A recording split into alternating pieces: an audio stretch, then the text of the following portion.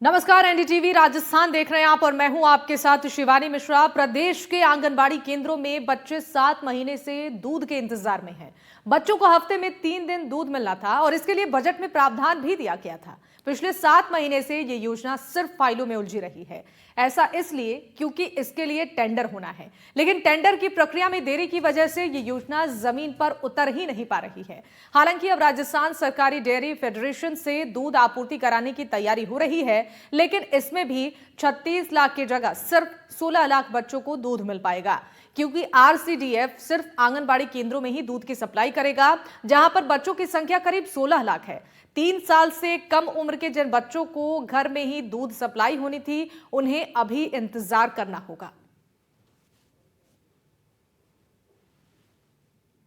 आंगनवाड़ी केंद्रों में बीते 7 माह से बच्चों को दूध नहीं मिल पा रहा है। टेंडर प्रक्रिया के चलते बीते 7 महीने से इन बच्चों को दूध ना मिल पा रहा है। जहां पहले बच्चों को आंगनवाड़ी केंद्रों में दूध मिलता भी था, लेकिन अब जो है बच्चों को दूध नहीं मिलने का कारण मात्र टेंडर प्रक्रिया की पेचीदगियां बताई जा रही है। इस वक्त हम जोधपुर के सांगरिया की एक आंगनवाड़ी केंद्र में पहुंचे हैं, जहां आप देख सकते हैं बच्चे जो है उनको पोषाहार भी मिल रहा है, लेकिन जो सप्ताह में मिलने वाले 3 दिन जो दूध मिलता था वो इनको कई माह हो गए इनको दूध नहीं मिल पा रहा है।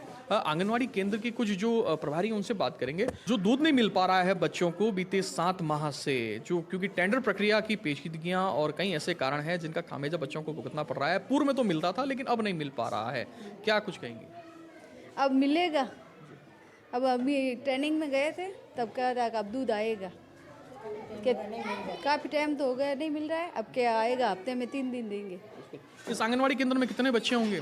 अभी पंजीकृत 26 बच्चे हैं और पूरे ऐसे सर्वे में तो बहुत है, 110 है, लेकिन यहाँ पंजीकृत 26 बच्चे हैं। कुछ और भी हैं जो आंगनवाड़ी, कुछ और आंगनवाड़ी की कार्यकर्ता हैं, उनसे भी हम बात करना चाहेंगे। आपसे जानना चाहूँगा, आप भी यही कार्य करती हैं? चाय का होता बिल्कुल। बच्चों को तो दूध काफ़ी टाइम हो गया नहीं मिल पा रहा होगा। नहीं मिले सर। कुछ बच्चों से भी हम बात करेंगे, उनसे भी जानेंगे क्या उनको दूध मिलता है। क्या नाम है बेटा? दीदी। दूध मिलता है आपको यहाँ आंगनवाड़ी में? नहीं मिलता। बताइए, दूध मिलता है? नहीं मिलता है। खाना पोषाहार में तो मिल रहा है? मौसा मिलता है। बिल्कुल। ये बच्चे हैं और आप देख पा रहे हैं जो बैठे, इनको पोषाहार तो मिल पा रहा है, लेकिन इनको जो काफ़ी 7 माह हो गए इनको दूध नहीं मिल पा रहा है। और भी बच्चे बैठे हैं, उनसे भी पूछेंगे। बेटा क्या नाम है तुम्हारा? अच्छा, क्या नाम है आपका? दूध मिलता है आपको? नहीं मिलता है। ये वो मासूम बच्चे हैं जिनको सिर्फ सरकारी प्रक्रिया की जो टेंडर प्रक्रिया है उसमें पेचीदगियों के कारण जो है इनको बीते 7 माह से दूध नहीं मिल पा रहा है। हालांकि अब जो है, और जबकि 200 करोड़ का जो है वो प्रावधान भी है बच्चों को पोषाहार को लेकर। कह सकते हैं आंगनवाड़ी केंद्र में जो हकीकत है, जो मासूम बच्चों ने भी बताया कि कुछ जो है 7 माह से बच्चों को दूध नहीं मिल पा रहा है। जहाँ कह सकते हैं कि आगामी कुछ समय में जो है इस टेंडर प्रक्रिया के बाद में जो पेचीदगियां हैं उसमें सहूलियत और सरलीकरण के साथ ही जो है वो बच्चों को दूध भी मिल पाएगा। जोधपुर से एनडीटीवी के लिए मुकुल परिहार। तो चलिए, 7 महीने का इंतजार गुजर चुका है, लेकिन अब तक बच्चों को दूध नहीं मिल पा रहा। एक बड़ी समस्या है। सबसे बड़ा सवाल यह है कि कुपोषण से बच्चों को कैसे बचाया जा सकता है। इस पर हम चर्चा करेंगे। हमारे साथ कुछ खास मेहमान जुड़ेंगे, उनका परिचय आपसे करा देते हैं। हमारे साथ जुड़ेंगे डॉक्टर नरेंद्र गुप्ता, और इसके साथ ही हमारे साथ जुड़ेंगे हरीश गुरबख्शनी, समाज सेवी हैं। आप दोनों का बहुत स्वागत है एनडीटीवी राजस्थान पर। और सबसे पहले मैं आपसे जानना चाहूंगी, हरीश जी, 7 महीने हो गए, बजट में तो प्रावधान है कि जो बच्चे हैं आंगनबाड़ी के उन्हें दूध मिलेगा, लेकिन बावजूद इसके सिर्फ कागजों में ही ये अभी तक नजर आ रहा है। धरातल पर अभी तक इसका कोई भी किसी भी जगह पर राजस्थान में नहीं देखने को मिला है कि जो बच्चे हैं आंगनबाड़ी के उन्हें दूध मिल पाए। कैसे अब इस पर काम किया जा रहा है, कितनी बड़ी ढिलाई है और कितनी बड़ी लापरवाही है, इसको लेकर आप क्या कहेंगे? ढिलाई और लापरवाही की जहां तक बात है वो तो एक अलग विषय है। इसमें कोई लापरवाही का विषय नहीं, क्योंकि दूध एक पेरिशेबल आइटम है, बहुत ही ज्यादा जिसे बोलते हैं उसका शेल्फ लाइफ कम होती है, तो उसको सही ढंग से उचित मात्रा के साथ में बच्चों को कैसे मिले, इस चीज का ज्यादा ध्यान रखने के लिए सारी व्यवस्थाओं में समय लगता है।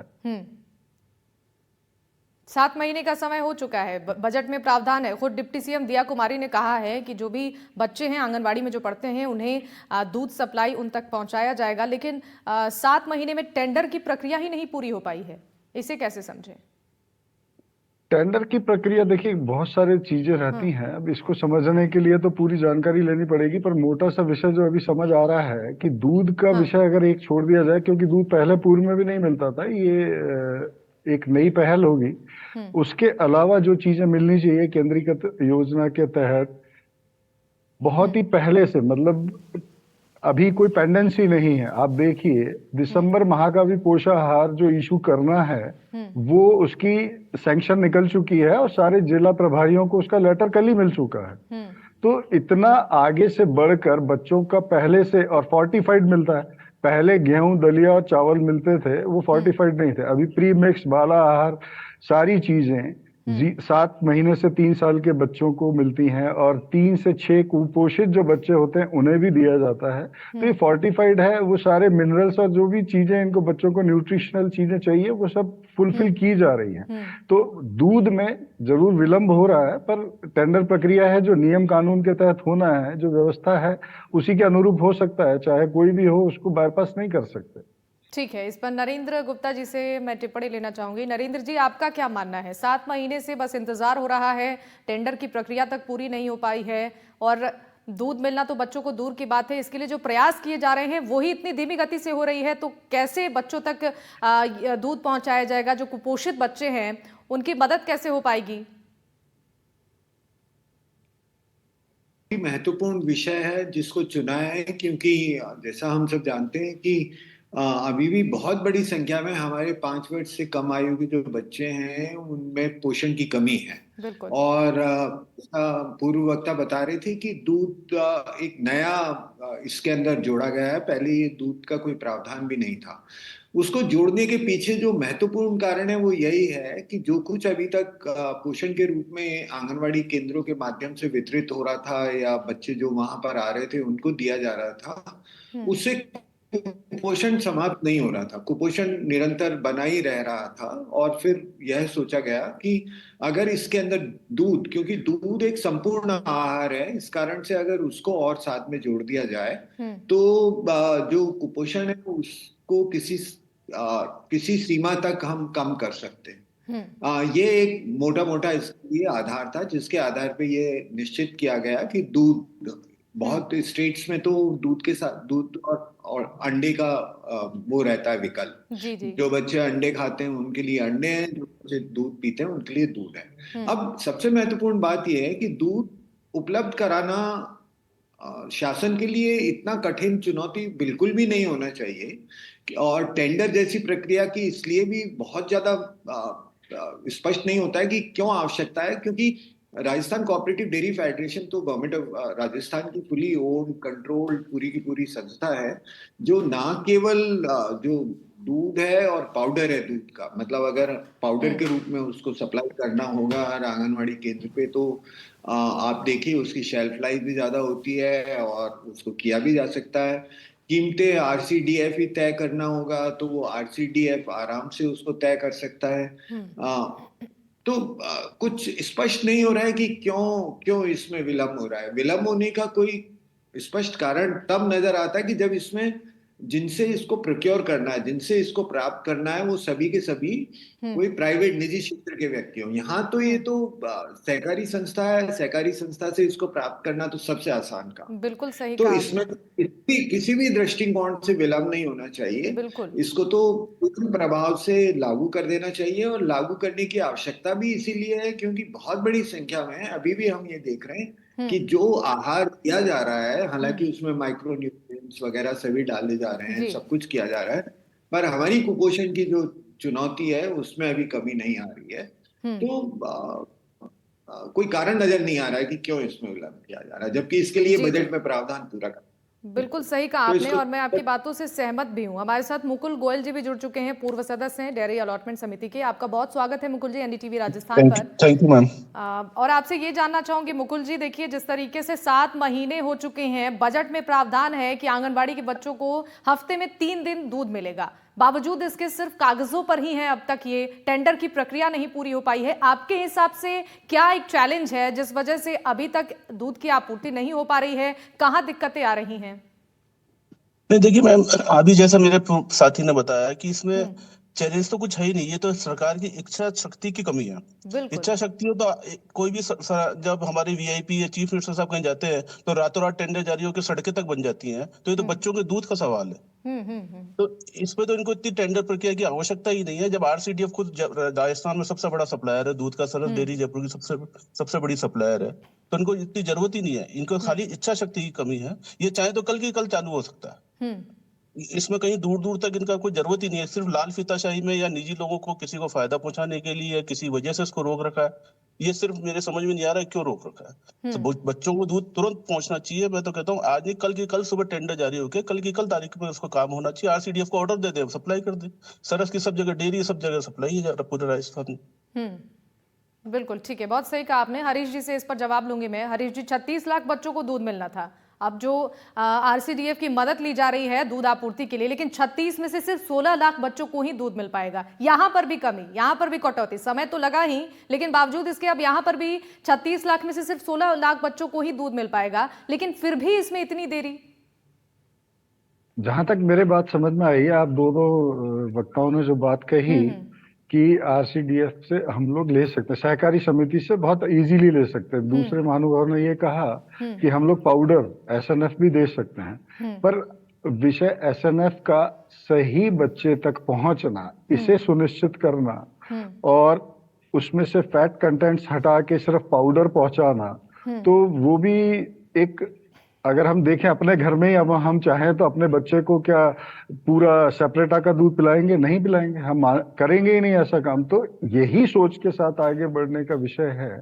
इस पर यदि हम फोकस करें तो इसकी एक व्यवस्था, चेन जो बनाना है, हर जगह कोल्ड चेन है नहीं, जहां तक मेरी समझ में आता है हर जगह कोल्ड चेन नहीं, सप्लाई सब जगह है, सुनिश्चित कर सकते हैं। पर बच्चों को फीका दूध भेजना, सिर्फ पास्चराइज दूध देना, जिसको एक दिन की डेट रहती है, एक दिन की ही डेट रहती है उसके पैकेट पे, अगर अपन देखें तो इन सब चीजों में जो प्रैक्टिकल प्रॉब्लम है वो सिर्फ कोल्ड चेन मेंटेन कैसे हो, या हम लोग जो दूध बच्चों के लिए सप्लाई कर रहे हैं वो बच्चों को उसी कंडीशन में मिले, स्वस्थ मिले, स्वच्छ मिले।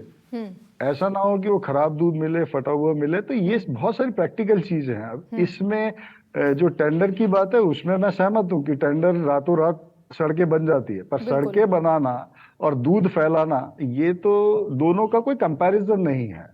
विषय इच्छा शक्ति जो सरकार की कह रहे हैं, इच्छा शक्ति ही नहीं है। हमें स्वच्छ चीज, स्वस्थ चीज, हम स्वास्थ्य निर्माण की बात कर रहे हैं, कुपोषण को हटाने की बात कर रहे हैं, और दूध पहुंचाना ही मकसद नहीं है हमारा। हम अपने घरों में भी देखते हैं, हमारा दूध वाला अगर दूध 2 घंटे भी विलंब लाता है तो दूध फट जाता है घर में। तो ये बहुत प्रैक्टिकल सी चीज है। पाउडर पहुंचाने में तो कोई दिक्कत नहीं, और पाउडर में हम लोग एक डब्बा पहुंचाएंगे हर बच्चे के लिए, पाउचेस बना के तो पहुंचाना पॉसिबल नहीं हो पाएगा। और पाउडर में उतनी सारा, मतलब मेन बच्चों को चाहिए, फैट भी चाहिए सिर्फ। अब और रहा एसएनएफ भेजना है तो वो फोर्टिफाइड हम लोग जो पोषाहार दे रहे हैं उससे पूर्ति हो ही रही है। लेकिन इसकी जिम्मेदारी भी सरकार की है ना, इसकी गुणवत्ता को देखते हुए बच्चों तक। बिल्कुल बिल्कुल, गुणवत्ता के साथ स्वच्छ चीज और स्वस्थ चीज, मतलब स्वस्थ और इसकी सारी जिम्मेदारी सरकार के ऊपर है ना। अगर ये कदम उठाया जा रहा है तो इसकी जिम्मेदारी भी सरकार के पास है। ये नवाचार भी सरकार का ही है। तो निश्चित तौर पे जो नवाचार करेगा वो जिम्मेदारी तो लेना ही बनता है। तो इसी जिम्मेदारी की वजह से उस पर क्या अंदर प्रक्रिया चल रही है, इसका हिस्सा यदि हम होते तो मैं आपको बहुत अच्छे से बता पाता, पर जहां तक मुझे समझ आता है ये वास्तविकता हो सकती है। प्रक्रिया में देरी पर सवाल खड़े हो रहे हैं हरीश जी। चलिए डॉक्टर नरेंद्र जी के पास जाना चाहूंगी एक बार फिर से। नरेंद्र जी देखिए, कुछ आंकड़े हम अपनी टीवी स्क्रीन पर भी आपको दिखा रहे हैं। सिर्फ राजस्थान की हम बात कर रहे हैं, जहां पर अलग अलग जिलों में जो कुपोषित बच्चे हैं उनकी संख्या कितनी ज्यादा है आपको भी जानकर हैरानी होगी। 1,90,000 से ज्यादा बच्चे कुपोषित हैं। इस वक्त पोषण की जरूरत है बच्चों को, लेकिन सरकार की तरफ से दावे और वादे तो किए जा रहे हैं, बजट में प्रावधान भी शुरू हो चुका है, लेकिन 7 महीने के बावजूद भी अब सवाल तो खड़े होंगे। इसको लेकर सवाल तो पूछे जाएंगे ना कि आखिर देरी क्यों हो रही है।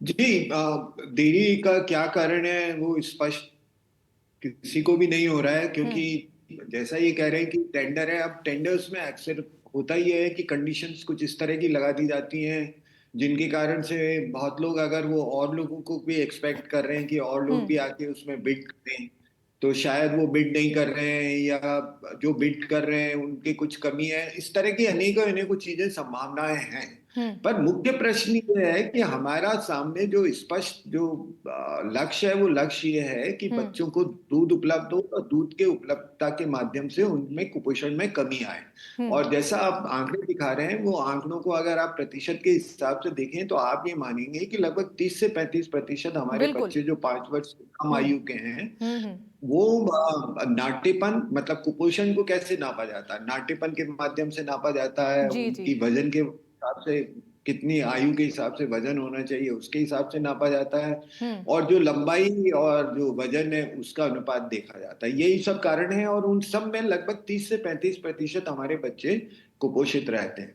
अब ये 30 से 35% बच्चे अगर कुपोषित रहेंगे तो उनका शारीरिक विकास और मानसिक विकास दोनों में प्रभाव ऐसा आएगा कि हमारी 30% हमारी जो आगे की जनसंख्या है, वो हमेशा शारीरिक रूप से और बौद्धिक रूप से कमजोर ही रहने वाली है। ये अपने आप में बहुत ही बड़ी बात है। इसको हम इतनी आसानी से इसको इतनी कि केवल टेंडर नहीं हो पाया उसके कारण से हम दूध उपलब्ध नहीं करवा के और कुपोषण की तरफ को कम करने के लिए जो हम प्रयत्न कर सकते थे, वो प्रयत्न अगर हम नहीं कर रहे हैं तो एक बहुत बड़ी जिम्मेदारी जो हमारे ऊपर है अगली पीढ़ी के लिए, उससे हम अपने आप को जोड़ नहीं पा रहे हैं, उसके प्रति हम अपने आप को जिम्मेदार महसूस नहीं कर रहे हैं। तो हम सबका प्रयत्न ये होना चाहिए, और आज हम जो ये चर्चा कर रहे हैं उसके माध्यम से सरकार के लिए एक प्रकार से संदेश जाना चाहिए कि वो तुरंत प्रभाव से, बिना किसी देरदार के, बिना किसी देरी के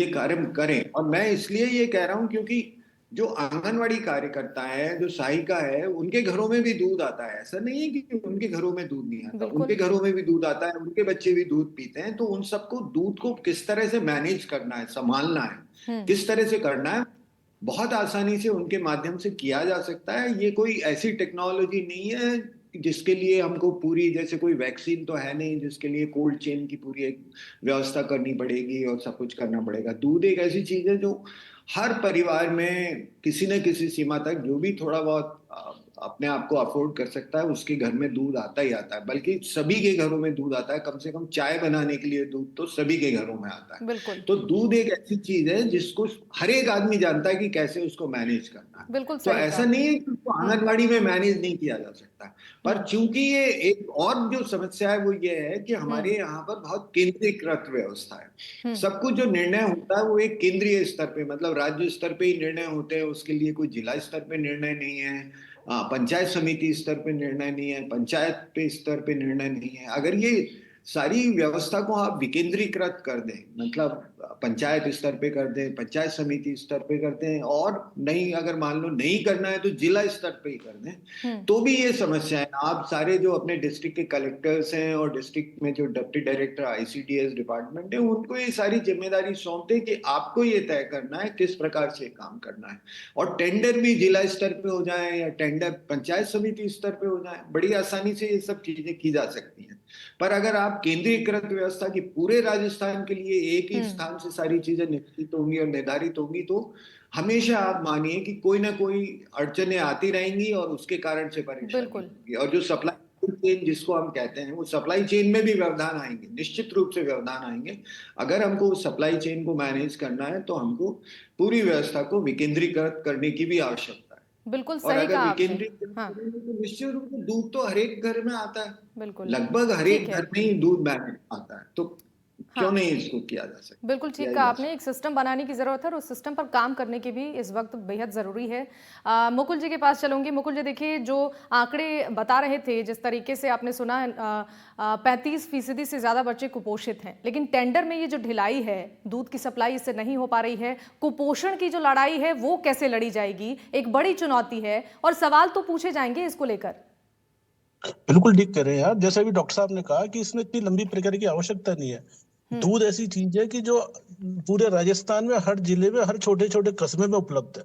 अब आंगनबाड़ी केंद्र जो खुद वहां पर जिनके थ्रू बांटना, आप उन्हीं को पावर दे दीजिए ना। दूध में कोई बहुत बड़ा डिफरेंस नहीं है, रेटों में कोई डिफरेंस नहीं है। दूध ऐसी चीज है जो सब जगह उपलब्ध है, और दूध को मैनेज करना, दूध को बांटना कोई बहुत बड़ा रॉकेट साइंस नहीं है ये। लेकिन जरूरत है हमको सिस्टम डेवलप करके उनको अधिकार देने की, विकेंद्रीकरण की। जैसे डॉक्टर साहब ने कहा, विकेंद्रीकरण की जरूरत है, तभी हम सब जगह पहुंच पाएंगे, वरना जो भयावह स्थिति हो रही है वो आगे और बढ़ेगी। सरकार ने इसको जब लागू कराया, जब बजट सब कुछ है, बजट आपके पास, बजट की कोई कमी नहीं है, बजट सब कुछ है आपके पास, फिर इसको देने में देरी क्यों? सवाल यही तो आ रहा है कि देने में देरी क्यों?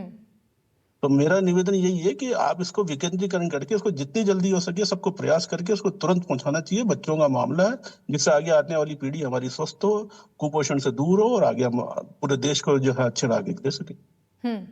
बिल्कुल ठीक है आपने। हरीश जी के पास एक बार चलते हैं। हरीश जी, 200 करोड़ का प्रावधान है बजट में आंगनवाड़ी केंद्रों में बच्चों तक दूध पहुंचाने के लिए, लेकिन बावजूद इसके टेंडर की ढिलाई की वजह से जो परेशानियां हो रही हैं और सप्लाई नहीं हो पा रही है, ऑप्शंस बहुत हैं, कोशिश की जाए तो तमाम विकल्प हैं जिसके माध्यम से बच्चों तक दूध पहुंचाई जा सकती है। सिस्टम पर काम करने की जरूरत है, आप क्या मानते हैं? सिस्टम पर काम चल ही रहा है, उसमें ये कोई दोहराए नहीं है कि हम सिस्टम को ही बनाने में जो प्रयास कर रहे हैं उसी का एक ये रिपोर्टेशन या नतीजा हो सकता है। जहां तक नरेंद्र जी भाई साहब ने बात कही कि ये कोई दूध सभी घरों में आता है, तो राशन भी सभी घरों में आता है, दाल चावल भी सभी घरों में आती है, फिर सरकार को क्यों पोषाहार के तौर पे ये सारे पैकेट्स बना के भेजने पड़ते हैं? तो कहीं ना कहीं व्यवस्था जहां से प्रारंभ हुई है या जहां से हम डिलीवर करना चाहते हैं उस चीज पर कैसे एक ऐसा काम तैयार हो या एक ऐसा ऑपरेशन सिस्टम हो जो सेल्फ मोड पे चले, मतलब एक किसी को उसकी आवश्यकता है उसको मैनेज करने की ना पड़े। और केंद्रीकृत और विकेंद्रीकृत, विकेंद्रीकृत ही डिस्ट्रीब्यूशन है, आज भी हम विकेंद्रीकृत ही डिस्ट्रीब्यूशन है पोषाहार का, तो ऐसे ही दूध का भी होगा। तो ये केंद्रीकृत और विकेंद्रीकृत का तो विषय ही मुझे नहीं लगता है कि कोई चर्चा का भी है। केंद्रीकृत तो बजट आता है, विकेंद्रीकृत व्यवस्था होती है, तो विकेंद्रीकृत व्यवस्था के तहत ही ये सारा काम होगा, ये तो निश्चित है। मुख्य चीज जो आपका विषय है, जो मेरी बात समझ में आ रही है, डिले। हम लोग सिर्फ ये देख सकते हैं कि डिले क्यों हो रहा है। डिले के लिए बहुत सारे कारण हो सकते हैं, उनकी मैं अपनी तरफ से संभावनाएं व्यक्त करूं ये मेरे लिए अभी उचित नहीं है। नहीं हम किसी को अपने विचारों से कुछ एक मंतव्य बनाने का कोई आधार भी देना चाहते हैं, पर ये बात तय है कि सरकार की नवाचार की जो मंशा है वो एकदम शुद्ध है। स्वच्छ दूध स्वास्थ्य के लिए लाभदायक है, तो वो कैसे पहुंचाया जाए इसी पर काम चल रहा है। और निश्चित तौर पे देर हो सकती है, पर ये बहुत अच्छी व्यवस्था निकल के सामने आएगी जो कई वर्षों तक चलती रहेगी, ये आप देखिएगा, ऐसा होने वाला। ठीक है, इसमें मैं नरेंद्र गुप्ता जी को जोड़ना चाहूंगी। डॉक्टर साहब देखिए, हरीश जी ये कह रहे हैं कि कोशिश की जा रही है, मुझे लगता है कि 7 महीने का समय लग चुका है और हफ्ते में सिर्फ 3 दिन ही आंगनबाड़ी में बच्चों को दूध सप्लाई कराना है, लेकिन 7 महीने का समय भी पर्याप्त नहीं है। अभी भी टेंडर में ढिलाई ही हो रही है और अभी तक इस पर काम नहीं हो पाया है, तो आप इसको लेकर क्या कहेंगे? क्या इतना जो समय लगा है वाजिब है? क्या इतना समय लगना चाहिए? अभी तक धरातल पर नहीं आना चाहिए था इसे? जैसा मैं समझता हूँ कि जिस दिन निर्णय हो गया कि आंगनवाड़ी में बच्चों को दूध उपलब्ध कराया जाना है, उसके अगले दिन से ही ये कार्यक्रम प्रारंभ हो जाना चाहिए था। और जैसा गोयल साहब ने भी कहा कि ये कोई रॉकेट साइंस तो है नहीं कि इतनी कठिन चीज है, और ऐसा भी नहीं है। मैं तो ये उस समय को भी याद करता हूँ जब मैं खुद स्कूल में पढ़ता था, उन दिनों भी स्कूलों में दूध आया करता था और पाउडर मिल्क आता था और उसी को रिकॉन्स्टिट्यूट करके और फिर बच्चों में दिया जाता था। हालांकि वो दूध में जो पाउडर के दूध को बना के पिलाते थे उसमें कुछ चीजें कम हो सकती थी, पर फिर भी वो होता था, पर एक प्रावधान किया था। तो इतना पुराना हमारा एक अनुभव है स्कूलों में, या आंगनवाड़ी केंद्र तो उन दिनों नहीं होते थे, पर आंगनवाड़ी केंद्रों में भी अगर हमको उपलब्ध कराना है तो वही प्रक्रिया अपनानी होगी जो स्कूलों में प्रक्रिया अपनाई गई थी जमाने में। तो ये अपने आप में बहुत कठिन काम नहीं है। और आप ये देखिए कि अगर साल भर के लिए पूरा बजट का आपने प्रावधान किया और 7 महीने निकल गए, इसका मतलब अब 5 महीने ही बचे हैं, तो वो जितना आपका बजट है वो बजट भी पूरा खर्च नहीं होगा, जो कि अपने आप में ये अक्षमता ही दिखाता है शासन की, कि शासन में इतना सामर्थ्य नहीं कि वो किसी योजना को एक बार घोषित कर ठीक दे है। और घोषणा के पश्चात भी उसको लागू नहीं कर पाए, ठीक और है। वो भी एक ऐसे महत्वपूर्ण समय वर्ग के लिए, एक ऐसे बच्चों के लिए, क्योंकि ये हमारे भविष्य हैं। बिल्कुल। और मेरा ये मानना है कि मैं चूंकि स्वयं एक चिकित्सक हूं, तो मेरे लिए सबसे महत्वपूर्ण इस देश में अगर नंबर वन ठीक है कोई सर। एक चीज जिसकी सबसे ज्यादा आवश्यकता है, वो यही है कि बिल्कुल सही कुपोषण कहा आपने। समाप्त हो, और उससे जिससे कि उनका शारीरिक और बौद्धिक बिल्कुल। पूरे क्षमता के साथ वो हमारी नई पीढ़ी आए, जिससे कि देश भी विकसित हो और बिल्कुल। स्वयं विकसित हो। तो बिल्कुल सही इसमें कहा तो आपने। किसी भी दिन की देरी नहीं होनी चाहिए। और मतलब अगर आपने बजट में घोषणा कर दी, तो उसके 15 दिन के अंदर, 20 दिन के अंदर, ज्यादा 25 दिन के अंदर तो वो कार्यक्रम प्रारंभ हो ही जाना चाहिए। बिल्कुल। नहीं तो वो केवल घोषणा घोषणा ही मात्र रह जाएगी, और बजट भी आपका उपयोग बिल्कुल। नहीं आएगा। ठीक है, आपने बहुत सही कहा डॉक्टर नरेंद्र गुप्ता। बहुत शुक्रिया आप सभी का हमारे साथ जुड़ने के लिए। डॉक्टर नरेंद्र गुप्ता हमारे साथ जुड़े थे, मुकुल गोयल जी हमारे साथ थे और हरीश गुरबख्शनी जी हमारे साथ थे। आप तीनों मेहमानों का बहुत बहुत शुक्रिया अपना कीमती वक्त एनडीटीवी राजस्थान के साथ साझा करने के लिए।